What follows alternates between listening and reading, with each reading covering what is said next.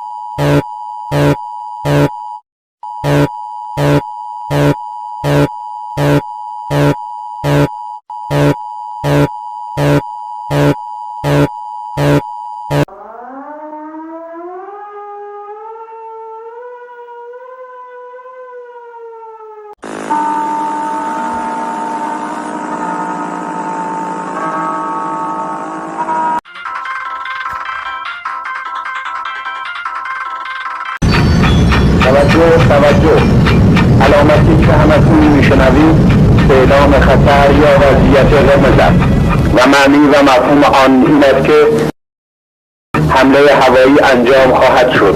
محل کار خود را ترک و به پناهگاه بروید.